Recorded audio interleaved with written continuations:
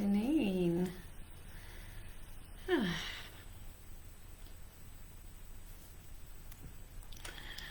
Beautiful. I think we're rolling. Alright. It is very rare that I do 2 lives in this group in a week, especially 2 days in a row. Generally I keep my lives to about 1 a week, average up for that. For those that watched yesterday's Facebook Live, that was the first live that I've done in this group since I changed the settings to public. And if you can see, Carol, hello. Thanks for joining. Anyway, I was like, so yesterday was a bit of a breaking of the ice in terms of doing something for the first time that I haven't done before. And I love doing that. Effectively what happens is it's an upgrade. It's like, okay, I'm now a person that's happy to do Facebook Lives in a public setting. So generally what happens is I get a little bit of a buzz and some feel-good endorphins sort of kick in. Hello! Catherine, my beautiful WDS buddy. Oh, this is great. Thank you for joining. And yeah, so I was on a bit of a feel-good high last night, and so there's different ways that we can go about doing anything, and I thought, given some stuff's in motion and there's some momentum, and I had some stuff that dropped in that I wanted to share, I was like, all right, we've broken the ice. Yesterday we broke the ice, and then today's like, all right, let's sledgehammer this now. Because effectively I could have sledgehammered, over a week and a half ago. I could have just gone, right, I've changed the setting, now do it, go live, push through the uncomfortableness and the nerves and the fear with things being different, right? And sometimes I do that. Throw myself in off the edge first go.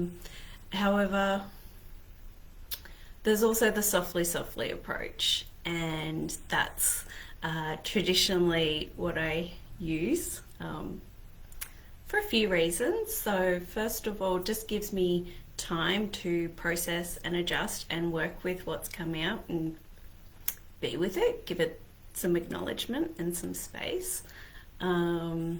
Helps the nervous system adjust to, okay, this is going to be different now.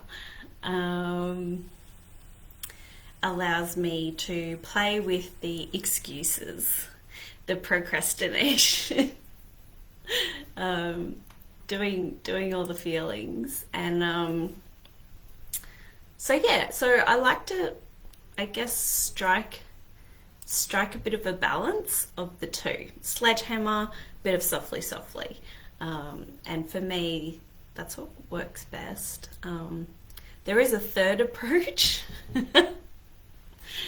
And that would have been to have changed the settings, sat on it, procrastinated, felt crappy about it, and then let the nerves get the better of me and go and change the settings back to what it used to be and just stay in the safe place for a bit longer. So the thing is, and if the whole purpose of this group, well, actually there's a few. First of all, it's the obvious, and that is just to share my experiments, my experiences, in an attempt to, inspire and for people to be exposed to a way of creating joy in their life through this platform. Second purpose is me getting over myself and working out how to do things like this and sharing this platform with this greater exposure and visibility. So it's a platform for me to grow as well, which is it's really cool because it's doing that in such a big way. Yeah, and so ultimately, and the bigger picture of all of this is that, well, it makes my life better. And it's me doing my part, and I've talked about this before, to create a version of a world that I want to live with, or live in. I want people to have their own version of a joy quest. What experiments you guys take on and do for yourselves to upgrade, to be freer and lighter and not be triggered by things because we've processed our stagnant emotions, so that things don't get at us. And yeah, joy always comes back to joy. And because I've got that big why, that just means option 3 of not doing anything differently just doesn't exist. My why compels me enough to push through any uncomfortableness and just keep showing up, right? And I would certainly love this to be more refined, more professional, no wrinkles, professional production and branded and all the rest of it. But the truth of the matter is, first of all, I can't afford to have that. That's a big cost and expense. And second of all, I'm not that version just yet. I am still working through that and ironing out my wrinkles and connecting with myself deeper, so that I then evolve into that version that gets it right, if there's such a thing.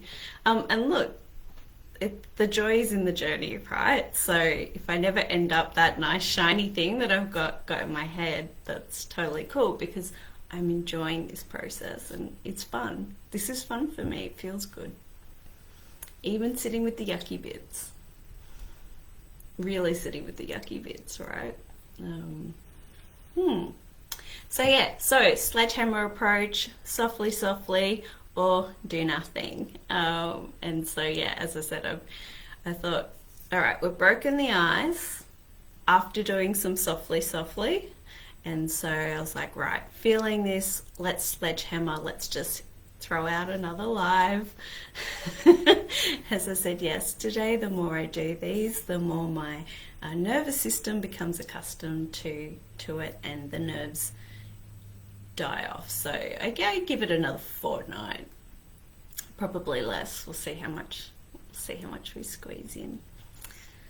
Yeah, so the other thing that I thought I might share today is my isolation review, because I was articulating yesterday how I just wasn't feeling ready yet to get back out in the big bad world. That I had quite enjoyed my time and wasn't in any rush. Now saying that, for today, this afternoon, where me and my husband are going down and visiting his grandparents down on the peninsula, and that will be my first interaction face to face with humans since, well, effectively not quite 2 months. It's probably about 7 weeks. So yeah, I've actually put some mascara on. I've put a little bit of blush and some lippy, which for me, I'm not a big makeup person anyway, but I was just giggling to myself going, wow. And I've got real pants on, not trackies. They do fit just. So yeah, it's quite exciting, but I am nervous. It's hilarious what's going on. But yeah, gently, gradually, just catching up with people and immediate family and that sort of thing first. Just very gradually over the next few weeks. Because I do work in a school, I'm going to be back in the office late next week, which again, excited to see my work colleagues, but also just like, oh, what? I'm gonna have to get up early and get ready and drive and all these things. Um, yeah, so ISO life. Um, so I've got a list and I was brainstorming last night just, well, what is it about ISO life that I have enjoyed? So certainly not having to set alarms as early, at least. For a bit there, I wasn't setting alarms, but I found that because I was still having to get to my desk by a certain time, that alarm setting is something that does work for me. However, what was happening is that my body was waking up 5-10 minutes naturally before that went off anyway, which that's my favourite way to sort of start the day. So that was lovely. I would start off my day with meditating and doing self-connection and embodiment practices every day, which these are things that I would probably do maybe once a week, twice a week if I was really doing it well pre, virus life. And so to be doing that daily and really starting to reap the benefits and the rewards of doing so, that's something that, these are things that I want to keep.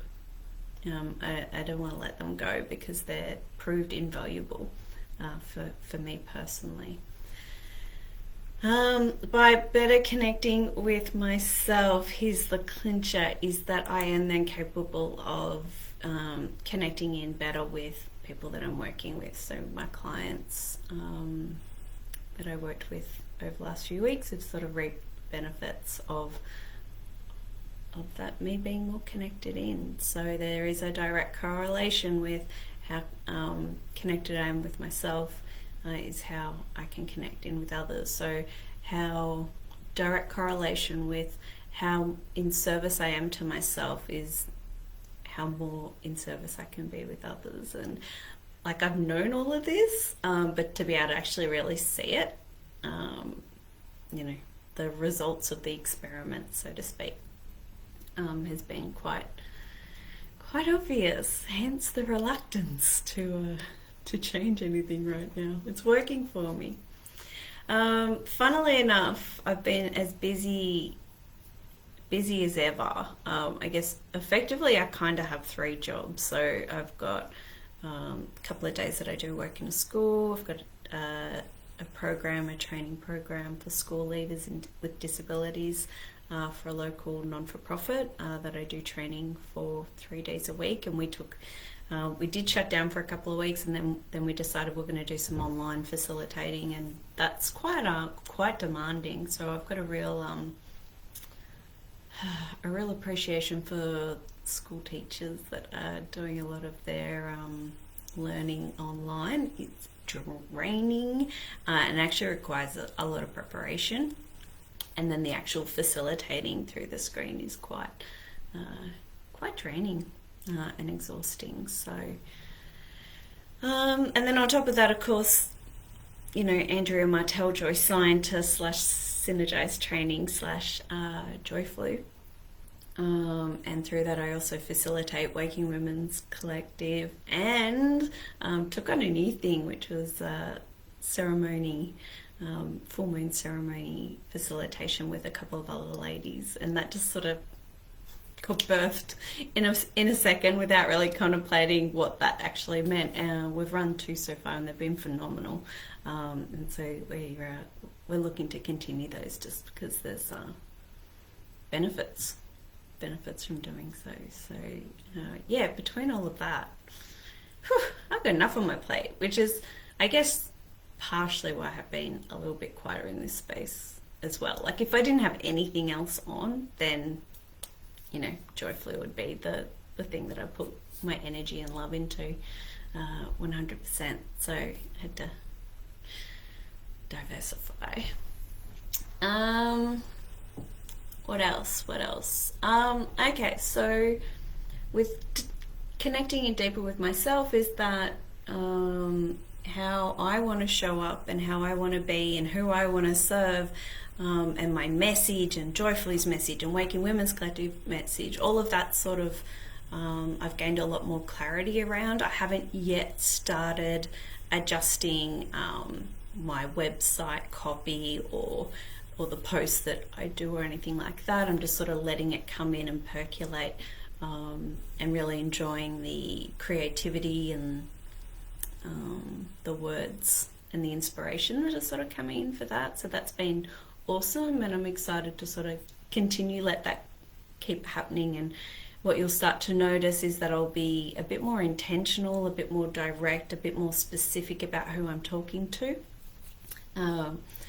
It'll be fun to see if you do notice those slight adjustments over the coming months. So watch this space. I'm always continually learning and consuming content, so I do balance it a bit more these days. I like to equally produce content as I am consuming. So I've been reading books.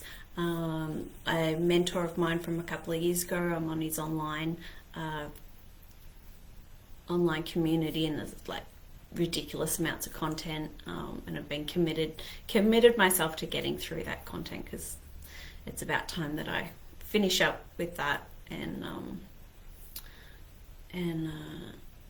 put it all into practice. And that's been great, because that has been a bit more about the whole, well, what's your message, who do you want to work with from a marketing perspective. So on that note, so another big thing that has been really awesome about isolation time. So one of my big things that I wanted to achieve this year was sort of, I call it closing the energy loops. Okay, so over the years I've signed up to various trainings and courses, Jeff's Vault, his content that I just talked about. I've got all these things, and what happens is that we commit. It's like having books that you haven't read yet, right? You want to read them, but they're just sitting there. And what happens is kind of energetically is it's kind of gradually sucking out your energy, because it's just sitting there as something that you need to do or want to do, but you just don't get around to it. So it remains open, and it's just something that's there, whether we're conscious of it or not. I'm quite conscious of all the things that I haven't yet done that I want to get done. So it's like they're sucking energy, and it might only be a tiny little amount, but very subtle. But if we've got a million loops open, then I'm going to start feeling drained and tired and lethargic and low energy, and be wondering what's going on. Where's it all going? So, another example would be, all your emails that we're subscribed to. So I've used a lot of my time just hitting unsubscribe of things that I'm like, you know what, that either doesn't serve me now, it won't serve me in the future, or it might serve me in the future, and then I can just resubscribe. Like, I don't have to keep seeing the emails and thinking I have to read it or action it or delete it. And so by just unsubscribing, it's not there. My attention doesn't get diverted to that thing that has no benefit for me right now. So I've been looking at ways of closing energy loops, and another example of that would be, cleaning out cupboards, minimizing, getting rid of things that I just don't need anymore. I actually went through a box of just old sentimental stuff from childhood and whatnot, and what I do is I take photos of things that I'm no longer going to keep, but would maybe like to one day look at it again, and that's a nice way of how I do minimizing. And anyway, I found a box and it had old scrunchies in it. And so one of the things that I've been sort of giggly is I've been wearing scrunchies again. I've been doing my hair differently. I've been braiding it and plaiting it, and it's been fun. Yes, I can still do. I could have been doing that pre this, but it's just, you know, I didn't think to get out the scrunchies. Well, I've got the scrunchies out, so I've been wearing that. I haven't actually got one in my hair. You may have seen one last night. I had a bright pink one from my old one of my netball teams from when I was really young. So you know, the scrunchies are pretty old, very sentimental, but it's great. They're getting warm, so they're not in there.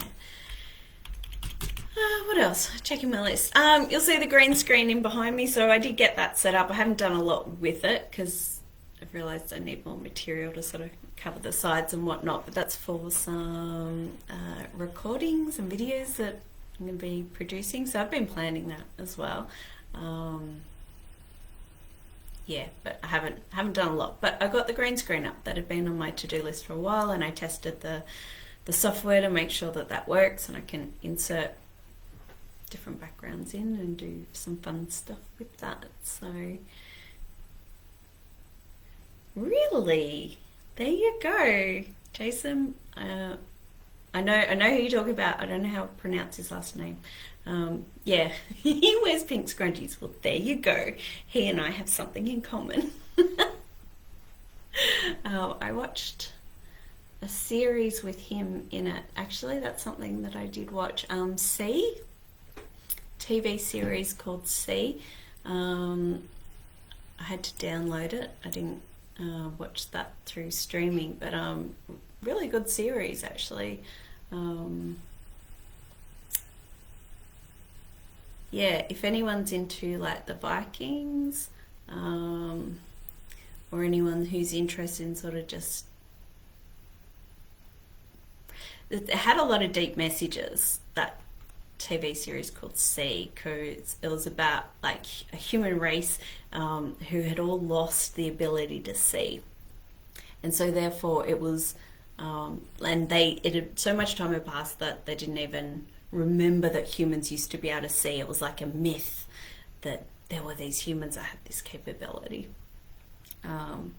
It's quite cool because there's a lot of subtle messages sort of about humanity now that you can see in this civilization that can't see. It's yeah, really cool. Highly recommend.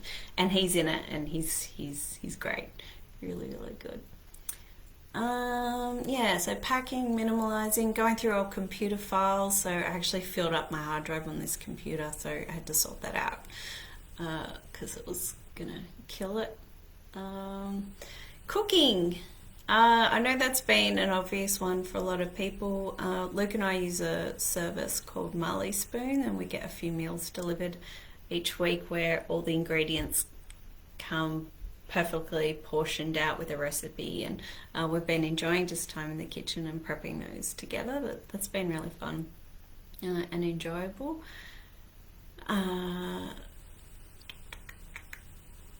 Some dietary changes. So I came out all guns blazing early on saying I was not doing sugar. I think that was successful for 2 weeks.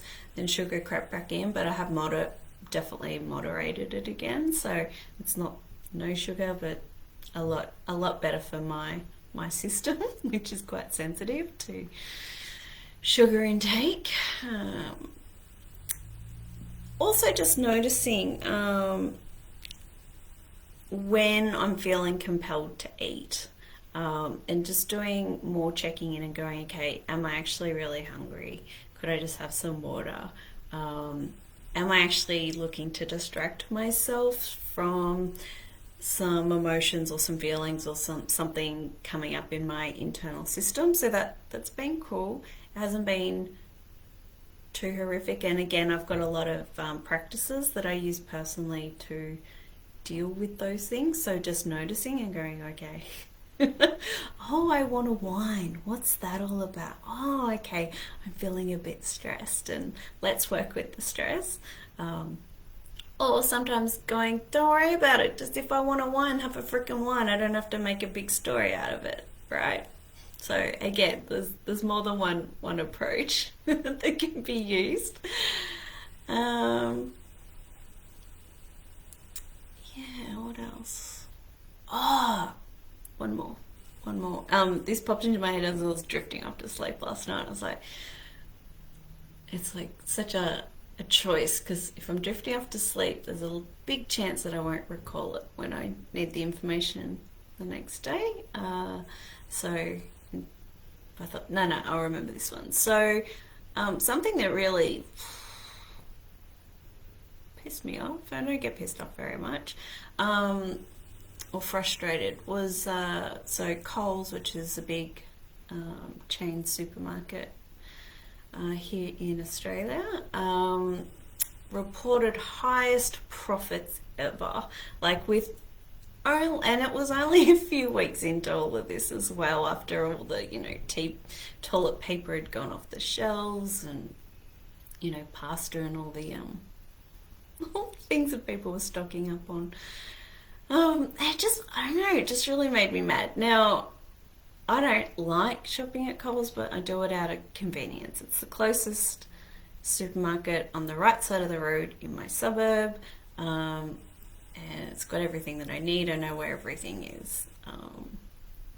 And the nice thing is with using Marley Spoon is that I don't shop as much there, so it was still less. But I was noticing the prices. The prices had been hiked up, definitely, during this crazy period where everyone was like stocking up, and then at the same time they were reporting higher than ever profits, and I was like, you know what, I'm done. It's for me, my needing of efficiency had always been higher than my desire to support smaller localized businesses, but what's happened is through this time it's tipped the scales. I'm like, you know what, screw it, I'm done. Yes, I do like the efficiency. However, I'm willing to adjust my needs so that I can support a different value set. And so that's going to be buying from smaller local businesses, which, are sort of, a lot of businesses are closed at the minute, but I've already sort of worked out how that's going to be, so it can still be as efficient as possible whilst supporting the businesses that ultimately I want to support moving forward. So that's my ISO review. Thanks for listening. I'm sure there's heaps more, but they're sort of the ones that sort of came in a big brain dump late yesterday. So I was like, yeah, let's talk about that. I'd love to hear what other people's ISO experiences have been, what they've sort of enjoyed and experienced during the time. And also now that things are gradually, for the minute, I don't know for how long, but things are changing. Again, what things are going to stay? I'm determined to keep as many of those as possible going because they're all working for me. There might be some time constraints that I sort of have to work around with tacking things back in, like commuting and socializing and humaning and all those things. So all right, see, it's interesting, the nerves are there big time, and then I kind of get into it and they go, and I get to the end, I'm like, and there might be a little bit of self stuff that goes, oh, you forgot this, or you could have said this better, or you weren't present enough, or whatever. Again, I allow it in, but I don't let that override anything. It's like, oh, it is what it is. Yeah. I'll do better next time if I need to, or not. Very gentle on myself doing this. So, all right, with heart and soul, thank you for listening. Great to have you on here, Carol and Catherine. So good. I love seeing you all, so it's amazing. Have a lovely afternoon.